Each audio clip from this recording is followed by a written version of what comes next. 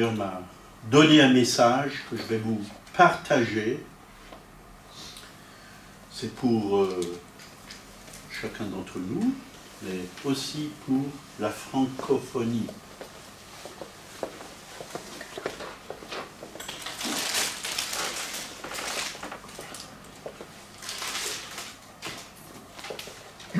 Merci pour le cadeau.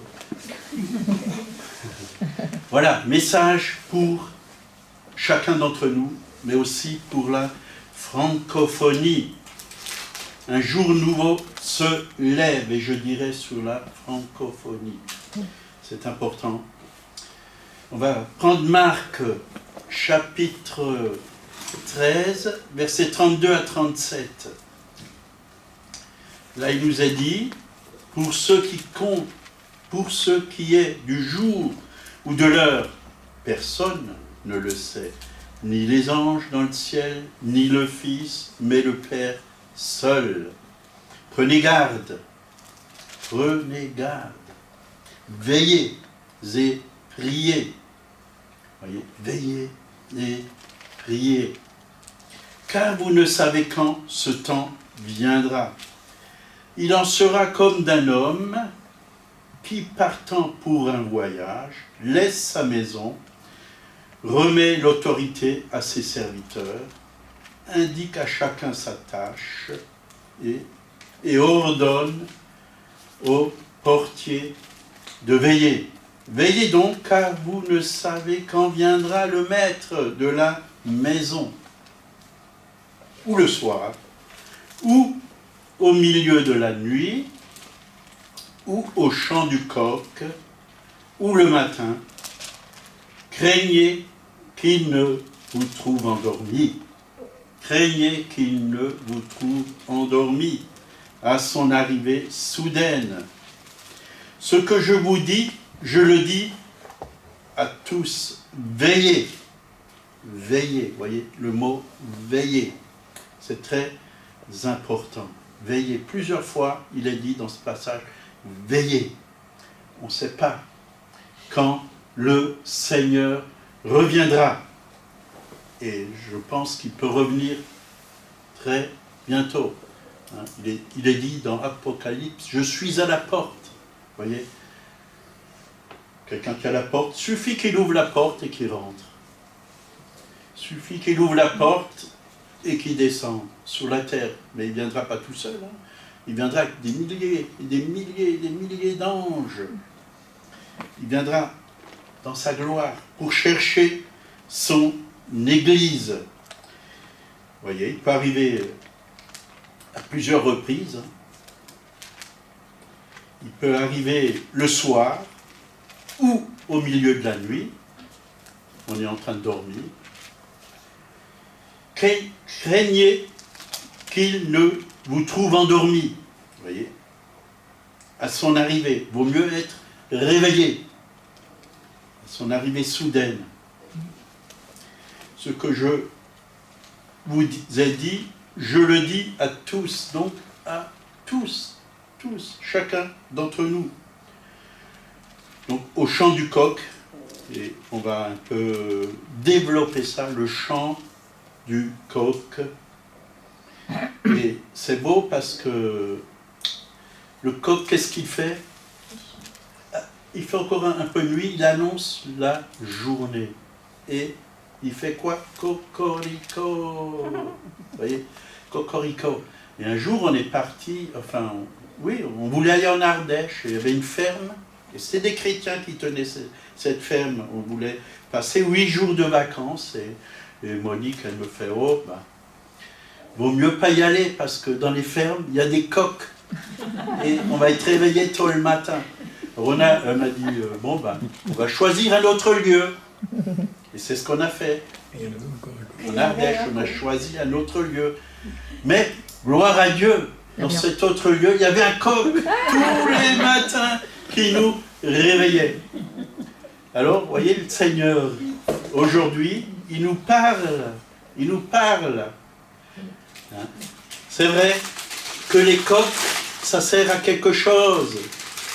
Ça sert à nous réveiller. Voilà un coq. une crête rouge, vous voyez, c'est beau un coq. Hein? Et qu'est-ce qu'il nous dit? Réveille-toi, réveille-toi. Nous devons nous réveiller. Dans Éphésiens, il est dit, chapitre 5, verset 14, c'est pourquoi cela qu'il est dit, réveille-toi, toi qui dors, voyez, et l'Église, aujourd'hui, une partie de l'Église dort. C'est vrai, elle dort. Toi qui dors, relève-toi d'entre les morts et Christ t'éclairera. C'est vrai, souvent, on a eu un prédicateur américain dans un live avec Claudio Bishop, et ils lui ont demandé « Qu'est-ce que vous pensez de l'Église en France ?» Il a dit « L'Église en France, elle dort. Elle dort. Elle dort. » Et il y a beaucoup de chrétiens qui dorment, qui tournent les pouces, qui ne sont pas vraiment vivants, qui ne sont pas vraiment des témoins. Mais quelqu'un qui dort, Dieu peut le réveiller. C'est ça la bonne nouvelle. C'est que Dieu peut les réveiller. Une église morte, Dieu peut la ressusciter. Ce n'est pas un problème pour Dieu. Mais il attend que chacun d'entre nous dise « Oui Seigneur, viens me réveiller. Oui Seigneur, viens me ressusciter. » Que je ne puisse pas rester dans la mort spirituelle. Que je puisse être vivant pour ta gloire et pour ton honneur. Vous savez, j'ai vécu en communauté les 3 premières années de ma vie avec François Gambin et Agnès. Et tous les matins, souvent on se levait à 4h, 5h du mat', on se réunissait tous ensemble et on priait. On priait. Et si vous voulez placer une prière, il fallait être rapide parce que ça partait comme des flèches. Tout le monde était bouillant. Il y avait du zèle. Mais j'aimerais bien revoir ce zèle ici en France et dans la francophonie. Je ne dis pas que ça n'existe pas. Il y a certaines églises qui sont réveillées, oui, certains groupes qui sont réveillés, mais que ça puisse se passer partout et partout. Parce que c'est ça le corps de Christ. C'est des hommes, des femmes qui ont soif, qui veulent avancer, qui veulent gagner du terrain, qui veulent voir le réveil. Et il n'y aura pas de réveil si on ne se réveille pas. C'est beau de dire le réveil a sonné depuis longtemps, mais si toi tu ne le fais pas sonner, il ne se passera rien. Si toi tu ne te réveilles pas, il ne se passera rien. C'est beau de dire qu'il ne faut pas prier pour le réveil, mais la clé du réveil, c'est la prière. Lung Kisho, il a écrit un livre. La clé du réveil, c'est la prière. Oui, dans un pays où le bouddhisme régnait, en Corée du Sud, aujourd'hui, il y a des milliers, des centaines de milliers de chrétiens parce qu'ils se sont réveillés. Ils se sont réveillés. Ils ont annoncé l'évangile par tous les moyens. Par tous les moyens. Donc, relève-toi d'entre les morts et Christ t'éclairera. La Bible nous dit, veillez donc, car vous ne savez quand viendra le maître de la maison. 1. Ou le soir. 2. Ou au milieu de la nuit. 3. Ou au chant du coq. Ou le matin. C'est-à-dire que nous devons être réveillés tout le temps. Tout le temps. Même quand vous dormez, Dieu veille sur vous. Votre esprit peut vraiment être en contact avec Dieu, en communion avec le Seigneur. Moi, souvent, quand je dors, Dieu me parle. Dieu me parle. Dieu m'a même donné déjà... je rigole parce que un samedi, j'ai dit au Seigneur, mais qu'est-ce que je vais faire? Qu'est-ce que je vais apporter demain comme message? Puis, je me suis endormi et pendant la nuit, je me suis vu lire la Bible. Je me suis vu lire tout un passage biblique et le Seigneur m'a dit, c'est ce message que tu dois apporter. Ouais, Dieu nous donne, même pendant la nuit, des messages. Dieu veille. Il veille sur nous. Est-ce que nous, on est réveillé? Est-ce que nous, on écoute Dieu? Est-ce qu'on veut être totalement à lui? Esprit, âme et corps. Ou alors on écoute plus la chair. On se laisse influencer par tout ce qui se passe autour de nous. Par, surtout en ce moment, ce règne de la peur. Avec la maladie, le Covid, l'interdiction d'aller ici et ça si vous n'êtes pas vacciné. Enfin, toutes sortes de lois qui font peur. Mais je peux vous dire que toutes ces lois, tout ce qu'on veut mettre en place, ça ne me fait pas peur. Parce que le Seigneur, quand il est en nous, il nous donne la joie, il nous donne la paix. On a confiance. L'amour parfait bannit, c'est-à-dire chasse la crainte. L'amour parfait chasse la crainte. On va prendre cette parabole des vierges sages et des vierges folles. Dans Matthieu 25, versets 1 à 13. Alors le royaume des cieux sera semblable à 10 vierges qui, ayant pris leur lampe, allèrent à la rencontre de l'époux. 5 d'entre elles étaient folles et 5 sages. Les folles, en prenant leur lampe, ne prirent point d'huile avec elles. Mais les sages prirent avec leur lampe de l'huile dans des vases. Comme l'époux tardait, toutes s'assoupirent et s'endormirent au milieu de la nuit. On cria, voici l'époux. Au milieu de la nuit, voici l'époux. Allez à sa rencontre. Alors toutes ces vierges se réveillèrent et préparèrent leurs lampes. Les folles dirent aux sages, donnez-nous de votre huile, car nos lampes s'éteignent. Les sages répondirent, non, il n'y en aurait pas assez pour nous et pour vous. Allez plutôt chez ceux qui en vendent et achetez-en pour vous. Pendant qu'elles allaient en acheter, l'époux arriva. Celles qui étaient prêtes entrèrent avec lui dans la salle des noces, et la porte fut fermée. Plus tard, les autres vierges vinrent et dirent, « Seigneur, Seigneur, ouvre-nous. » Mais il répondit, « Je vous le dis en vérité, je ne vous connais pas. Veillez donc, puisque vous ne savez ni le jour ni l'heure. » Donc l'huile, c'est une image du Saint-Esprit. Et c'est vraiment le symbole du Saint-Esprit. Hein. Ouais. La Bible dit, dans Éphésiens 5, 18, « Ne vous enivrez pas de vin, c'est de la débauche. Soyez au contraire remplis du Saint-Esprit. » Et il y a même des traductions qui disent « Soyez continuellement remplis du Saint-Esprit. » C'est-à-dire toujours, jour et nuit, 24 heures sur 24, remplis du Saint-Esprit. Vous voyez, dans Matthieu 25, verset 5, « Comme l'époux tardait, toutes s'assoupirent et s'endormirent au milieu de la nuit. On cria, voici l'époux, allez à sa rencontre. Alors toutes les vierges se réveillèrent et préparèrent leurs lampes. Les folles dirent aux sages, donnez-nous de votre huile, car nos lampes s'éteignent. » Vous voyez, on veut de l'huile des autres. On veut que les autres nous en donnent. Mais vous avez la source, mes frères et sœurs. Jésus, le Saint-Esprit, veut vous remplir chaque jour. C'est bien d'avoir des impositions des mains pour que vous recevez la plénitude. Mais nous devons avant tout être dépendants du Seigneur. Je ne dis pas qu'on ne doit pas communiquer par le Saint-Esprit les dons spirituels, l'onction, c'est de bonnes choses.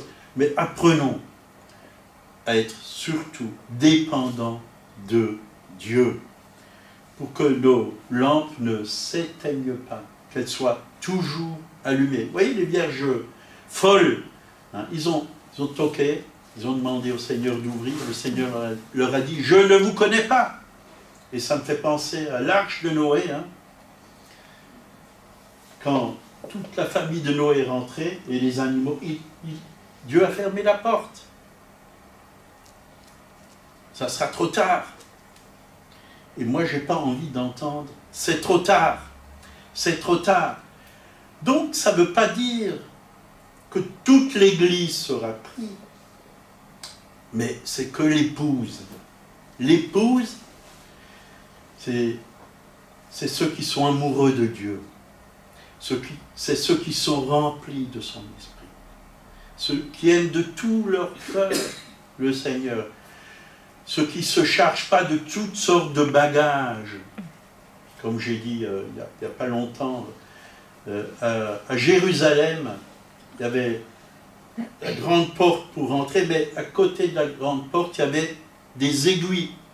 Des aiguilles. Et la nuit, la grande porte était fermée, il fallait passer par les aiguilles. Et le chameau, il devait se baisser. Il devait enlever tous les bagages pour passer par cette aiguille. Que nous ne puissions pas être chargés. C'est comme l'athlète, hein. Elle doit être légère ou léger. Et souvent, on se charge de tellement de choses qu'on n'a pas besoin, qui ne servent absolument à rien. Dieu veut qu'on soit léger. Venez à moi, vous tous qui êtes fatigués et chargés. On se charge de toutes sortes de choses, de soucis, de craintes, de peurs, de fardeaux que Dieu ne veut pas qu'on porte. Mon joug est doux et mon fardeau est léger. C'est bon de vivre avec le Seigneur, parce que quand on est léger, on est bien. On est bien dans notre peau. On est heureux. On est heureux. Et je sais que quand je n'étais pas léger, c'était avant ma conversion, ben je n'étais pas heureux. C'était dur. Tout était dur. Tout était difficile. J'étais tellement chargé par mes fautes, mes péchés et par toutes sortes de soucis quand je regardais ce monde. Ça me faisait peur.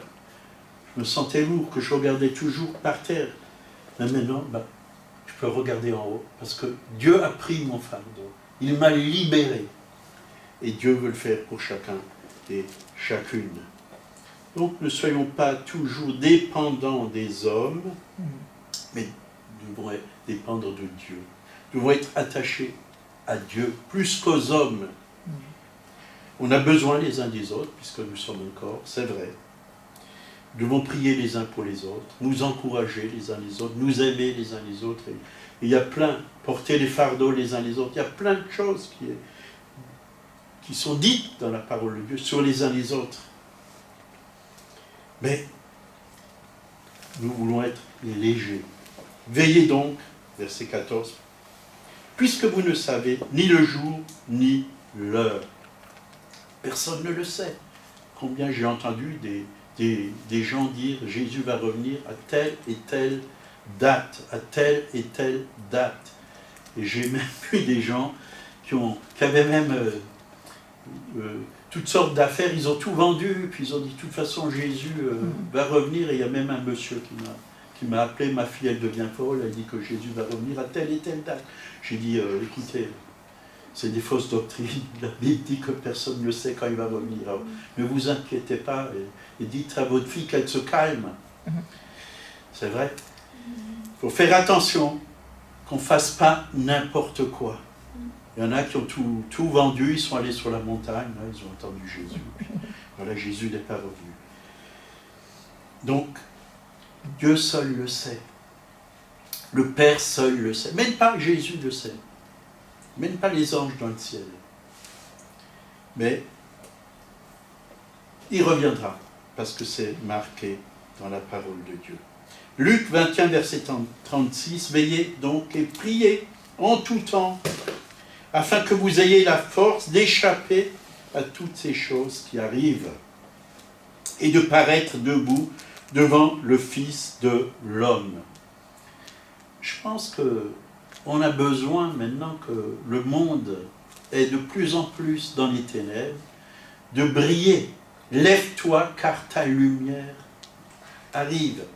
Et la gloire de l'Éternel est sur toi. Nous devons briller, nous devons vraiment nous lever, parce que dans ce monde, il va se passer des choses de plus en plus mauvaises.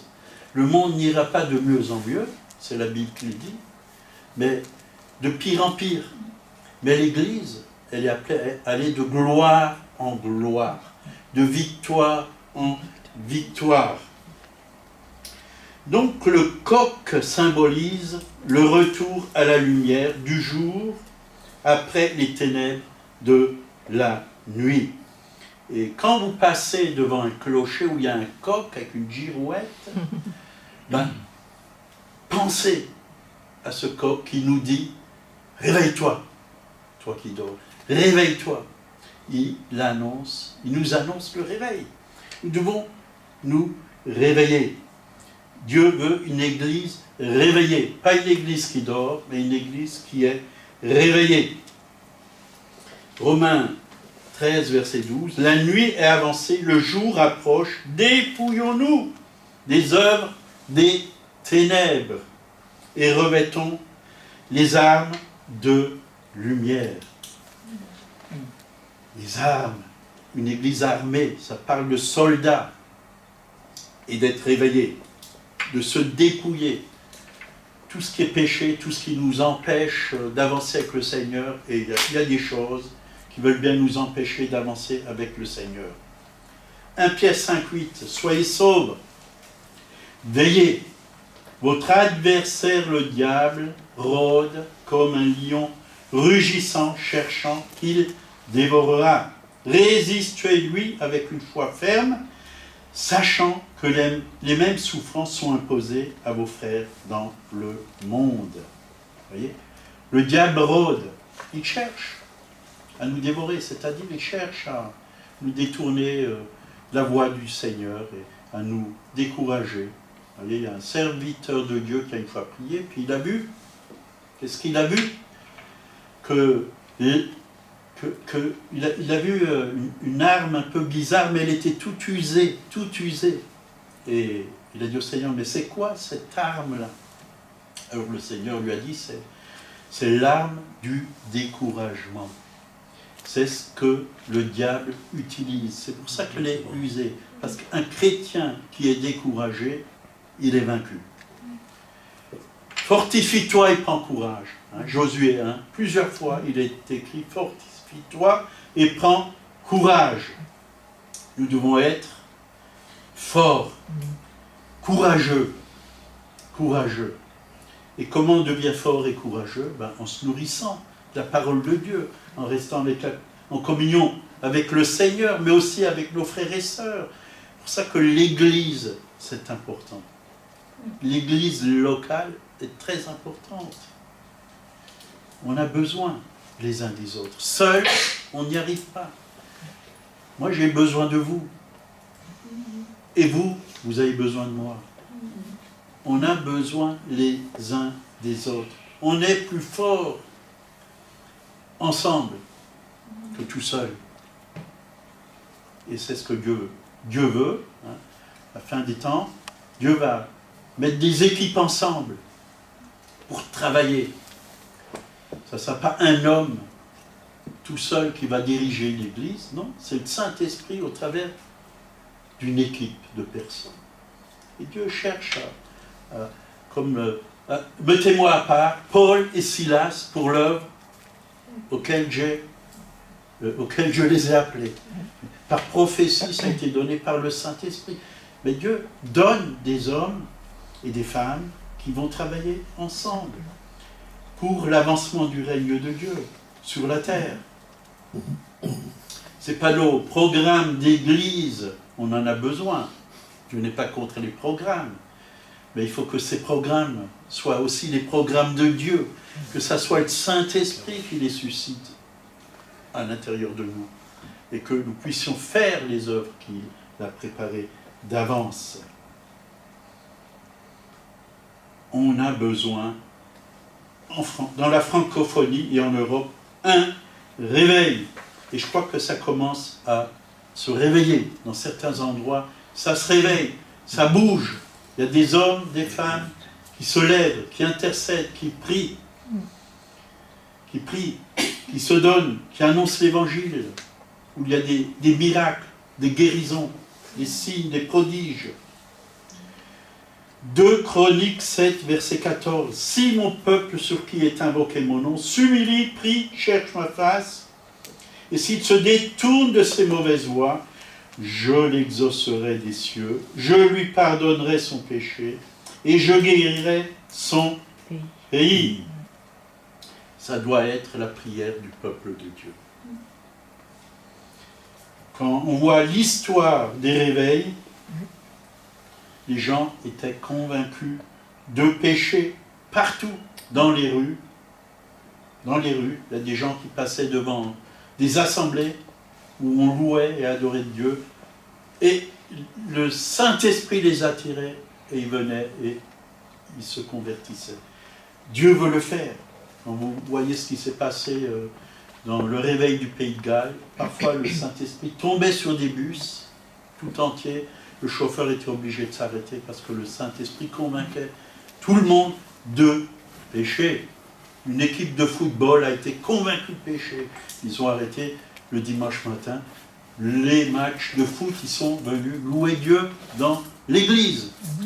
Et Dieu est le même, hier, aujourd'hui et éternellement. Qui aimerait voir cela en France? Qui? Levez la main. Moi, je lève les deux. Je lèverai bien les pieds, mais sinon, je risque de tomber.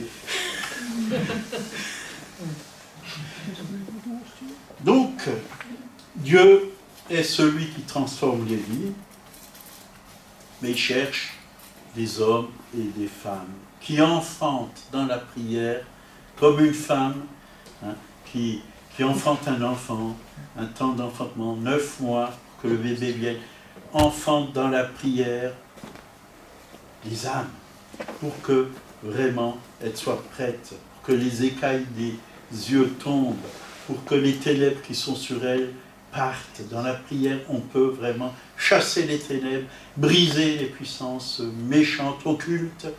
Oui, on peut demander au Seigneur qu'il ouvre les yeux des cœurs, qu'il les libère de toute captivité de ténèbres, qu'ils comprennent le message du salut. Il faut prier. Priez pour les âmes perdues. Il ne faut pas prier pour le réveil. Ben, le diable, il le dit, ça, oui. Il le dit. Il aime dire cela parce que... Bien sûr qu'il faut se réveiller. Mais une fois que tu es réveillé, tu pries pour ceux qui sont autour de toi. Tu pries pour tes voisins. Tu pries pour ta famille. Tu pries pour tes frères et sœurs. On peut prier pour tout. Pour le chef d'entreprise, si on travaille dans une entreprise. Pour notre gouvernement. On peut prier. Nous avons besoin de prier si on veut voir un réveil dans ce pays. Il y a un prix à payer. Ça ne va pas se faire tout seul. Nous devons semer nos vies. Nous devons donner un bon témoignage autour de nous. Galates, chapitre 6, verset 9, nous dit « Nous moissonnerons au temps convenable, si nous ne nous relâchons pas. » Si nous ne nous relâchons pas. On va moissonner.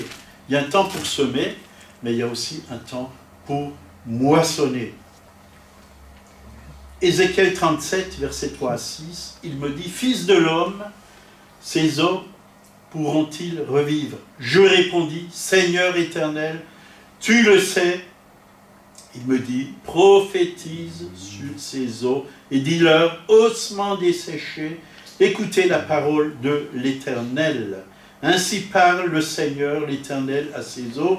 Voici, je fais entrer en vous un esprit et vous vivrez. Je vous donnerai des nerfs, je ferai croître sur vous de la chair, je vous couvrirai de peau, je mettrai en vous un esprit et vous vivrez. Le réveil veut dire revenir à la vie. Revenir à la vie. De la mort à la vie. Des ténèbres à la lumière. C'est ça.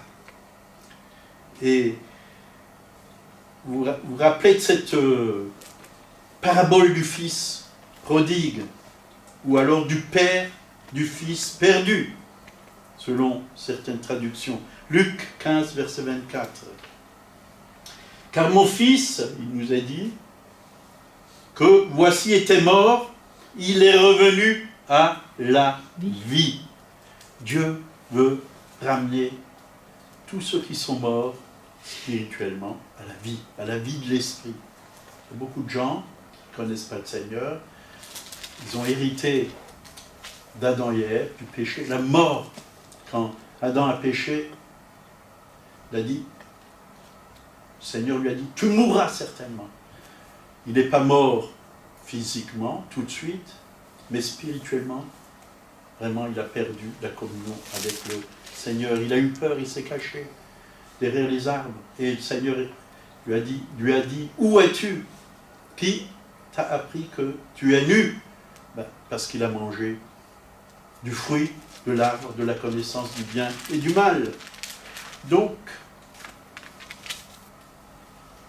si on ne connaît pas le Seigneur, si on vit encore dans le péché, si on ne naît de nouveau, on ne peut rentrer dans le royaume de Dieu. On a besoin que tous ces morts, et on peut prophétiser sur ce pays, on peut prophétiser c'est parler, dire des choses de Dieu sur un pays, une région, dans l'esprit. Il m'est déjà arrivé de monter sur la montagne et de regarder la plaine d'Alsace, les villes, les villages, Colmar et les alentours, et de prophétiser, Seigneur, que la vie vienne sur chaque habitant de Colmar, sur tous ces villages, que les ténèbres reculent au nom de Jésus. C'est des prières que Dieu aime bien entendre et qu'il aime bien aussi exaucer. Nous avons la capacité de prophétiser. Comme Ézéchiel parle à l'esprit et dit, prophétise sur ces eaux, dis-leur, ossements desséchés, écoutez la parole de l'Éternel. Habitants de Colmar, écoutez la parole de l'Éternel. Dieu veut pour vous la vie. Dieu veut que vous passiez des ténèbres à son admirable lumière. Nous ne devons pas avoir peur de prophétiser sur des villes, des villages, sur votre famille. La prophétie, c'est puissant. C'est puissant. Quand Dieu nous donne de prophétiser, prophétisons. N'ayons pas peur. Le réveil, c'est aussi l'image d'un feu. Et parfois, le feu peut s'éteindre parce qu'on n'a pas veillé. Mais il a besoin d'être ranimé. 2 Timothée 1, verset 6, Paul dit à Timothée, c'était son fils spirituel, « C'est pourquoi je t'exhorte à ranimer la flamme du don de Dieu que tu as reçu par l'imposition de mes mains. Car l'esprit que Dieu nous a donné ne nous rend pas timides. » Et aujourd'hui, il y a beaucoup de gens qui sont timides. Dieu veut vous libérer de toute timidité. Au contraire, son esprit nous remplit de force, d'amour et de sagesse. De force, d'amour, de sagesse. Dieu veut enlever la timidité. La timidité ne vient pas de Dieu. Et je peux vous dire que j'étais un homme très, très timide, très, très peureux avant de connaître le Seigneur. Mais petit à petit, c'est parti. Pas tout de suite d'un coup. Quand je lui ai donné mon cœur à Jésus, j'étais encore un peu timide. Mais petit à petit, c'est parti. Parce que j'ai lu ce passage et j'ai proclamé ce passage biblique que Dieu ne m'a pas donné. Donc s'il ne me l'a pas donné, ce n'est pas à moi. Je ne l'ai pas reçu. Mais j'ai un esprit de force, un esprit d'amour, un esprit de sagesse. Donc le réveil est synonyme de vie, et la vie dans la plénitude, débordante. de l'amour et de la puissance de Dieu. Quand il y a un réveil quelque part, il y a la puissance de Dieu qui se manifeste. Vous lisez les Actes des Apôtres,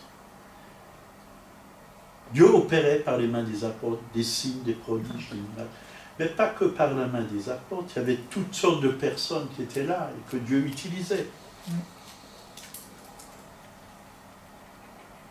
Donc le coq fait retentir la nuit sa voix perçante pour annoncer la clarté. Nous ne devons pas oublier que nous sommes en Christ. Nous sommes en Christ. Et il est dit dans 1 Pierre, chapitre 2, verset 9, « Vous, au contraire, vous êtes une race élue, un sacerdoce royal, une nation sainte, un peuple acquis, afin que vous annonciez les vertus de celui qui vous a appelé des ténèbres à son admirable lumière. » Nous devons annoncer les vertus de celui qui nous a appelés des ténèbres à son admirable lumière. Nous devons annoncer ce Christ glorieux, puissant, grand, sauveur, Seigneur, roi, qui nous aime. Un sacerdoce royal. Et ça m'a fait penser au coq royal. Et c'est vrai, les Romains et les Gaulois. Voyez, le mot latin gallus, qui signifie coq. Coq, voyez, c'est vieux. C'est pour ça, le coq, aujourd'hui, c'est un mot qui est donné aux Français. Le coq. Le coq est mort, le coq est mort. On chantait les Allemands quand ils ont gagné un match de football. Ah bon? Parce qu'ils connaissent. La France représentait le coq, mais l'Allemagne, l'aigle. L'aigle. Mais voilà, le mot latin gallus qui signifie coq, et le nom Gallus qui signifie le Gaulois, l'habitant de la Gaule. Et c'est vrai qu'on retrouve sur les pièces de monnaie, d'ailleurs j'en ai trouvé une, puisque je voulais contrôler ça, puisque j'ai plusieurs vieilles pièces, je ne sais pas où je les ai mises, elles doivent être quelque part. Voilà, là j'ai une pièce de monnaie, vous voyez, de 1951. Et il y a un coq, vous voyez, je vais vous montrer, il y a un coq, je vais en l'enlever, il y a un coq, ça représentait vraiment la France, les Gaulois. Puis aussi, j'ai cherché dans la collection de timbres, j'ai plusieurs timbres, avec le coq. Ah oui, ça j'ai aussi. Avec le coq. J'en ai des coqs. Même à l'Élysée, sur le portail, il y a un coq. Il y a un coq. Vous voyez. Donc, c'est vraiment un des symboles français, et c'est aussi un symbole royal. À la Renaissance, il commence à figurer sur les emblèmes officiels des rois de France. J'ai cherché ça sur Internet, hein, c'est toutes des choses que je ne connaissais pas. Ouais. C'est pratique quand même Internet, parce qu'on peut trouver des choses intéressantes. Pourquoi un coq sur les clochers des églises? Parce que le coq chante, c'est vrai, encore quand il fait sombre, que le jour se pointe à peine. Il annonce l'arrivée de la lumière. Nous aussi, on doit annoncer la lumière qui est Jésus. Nous devons être ses témoins. Et nous-mêmes, nous devons être la lumière du monde. Et c'est vrai que la plupart des coqs sont installés sur une girouette. La girouette indique la direction du vent. savoir s'il vient du nord, du sud, de l'est ou de l'ouest. Et j'ai beaucoup aimé, là, Ézéchiel 37, verset 9 et 10, me dit, prophétise et parle à l'esprit, prophétise, fils de l'homme, et dit à l'esprit, ainsi parle le Seigneur l'Éternel. Esprit vient des quatre vents, voyez, souffle sur ces morts et qu'ils revivent. Je prophétisais selon l'ordre qui m'avait été donné. Et l'Esprit entra en eux et ils reprirent vie. Et ils se tinrent sur leurs pieds. C'était une armée nombreuse, très nombreuse. Voilà, Dieu lève une armée. Et aussi une armée de prophètes, puisque la France est un pays prophétique. Dans les Cévennes, il y a eu un réveil prophétique. Un réveil prophétique par les Huguenots. Et vous pouvez aller visiter le musée du désert, nous l'avons visité. Ils ont été persécutés, et puis Dieu a envoyé, ils sont partis, partout, dans le monde, et le réveil s'est répandu, parce qu'ils ont persévéré. Et nous aussi, nous devons persévérer. Alors il y a encore un autre passage qui nous parle du coq, c'est Matthieu 26, 33 et 34. Pierre, prenant la parole, lui dit, quand tu seras pour tous une occasion de chute, tu ne le seras jamais pour moi. Jésus lui répondit, je te le dis en vérité, cette nuit même, avant que le coq chante, tu me renieras 3 fois. Pierre lui répondit, quand il me faudrait même mourir avec toi, je ne te renierai jamais. Et tous les disciples dirent la même chose. Pierre et tous les disciples dirent la même chose. Mais qu'est-ce qui s'est passé quand Jésus était sur la croix, quand il était arrêté? Il s'est passé beaucoup de choses. Matthieu 26, 69. Cependant, Pierre était assis dehors dans la cour. Une servante s'approcha de lui et dit, toi aussi tu étais avec Jésus le Galilée. 1. Mais il le nia devant tous, disant, je ne sais ce que tu veux dire. Comme il se dirigeait vers la porte, une autre servante le vit et dit, ceux qui se trouvaient là, celui-ci était aussi avec Jésus de Nazareth. Il le nia de nouveau avec serment. Je ne connais pas cet homme. Voyez? Oui, parfois on est dans la foule et on se sent fort. Quand on est ensemble, on se sent toujours fort.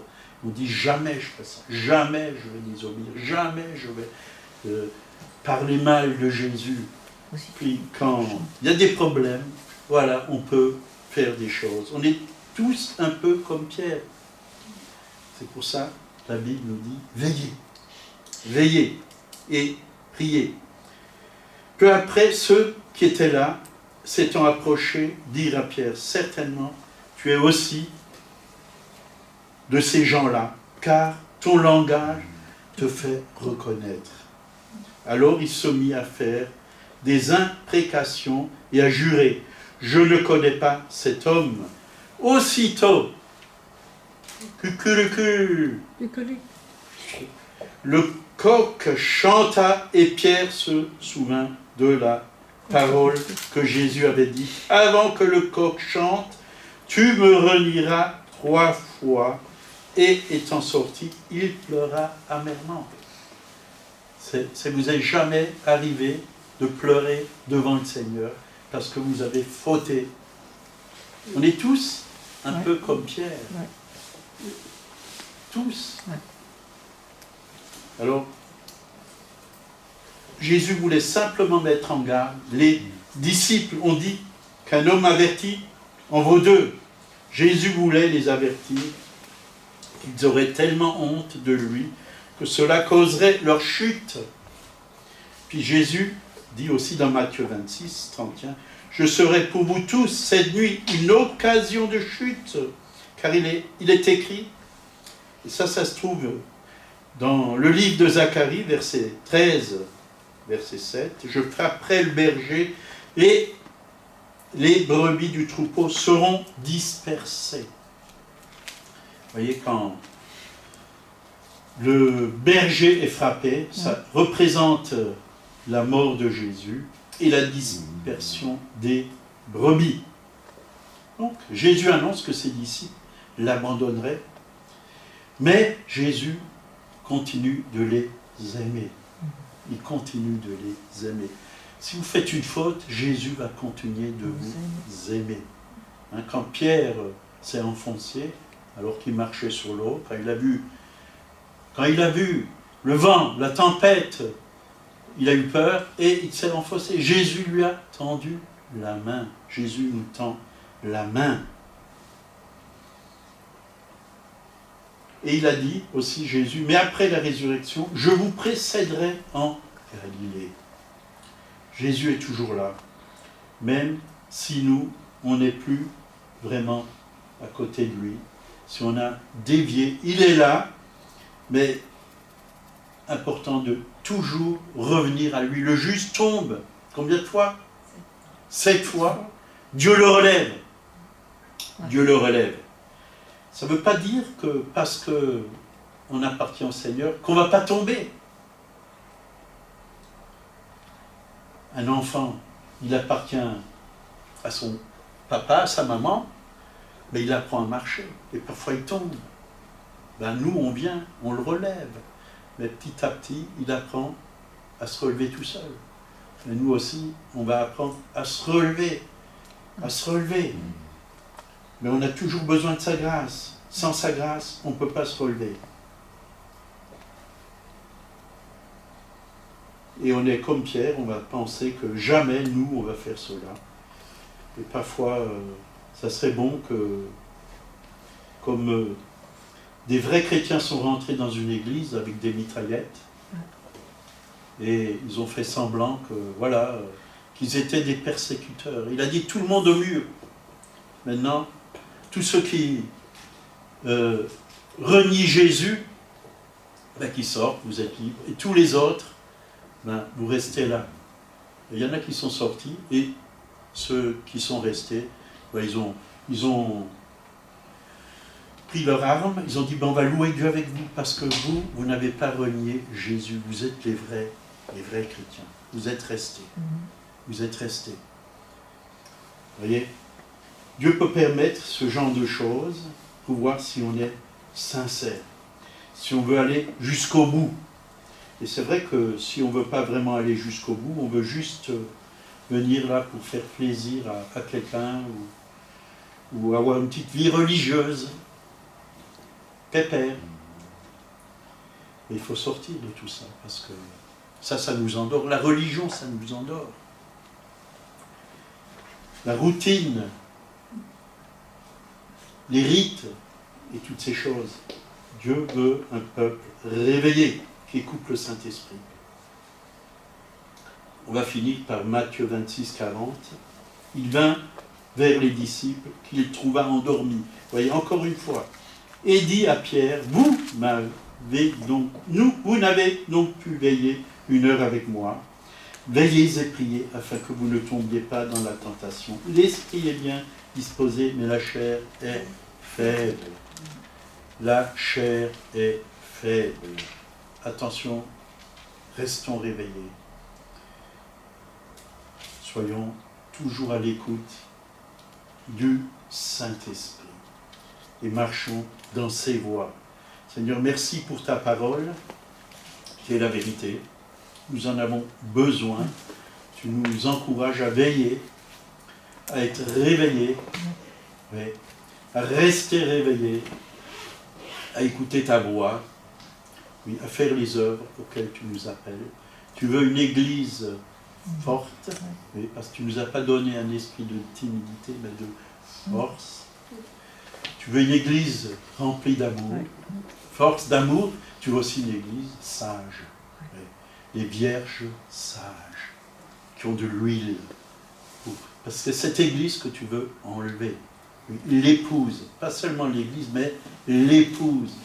L'épouse, nous voulons être cette épouse, nous voulons être amoureux de toi, Seigneur. nous puissions toujours avoir faim et soif de toi, vivre près de ton cœur, être à tes côtés, Seigneur. Et merci Jésus. Merci pour tout ce que tu fais dans nos vies, Seigneur.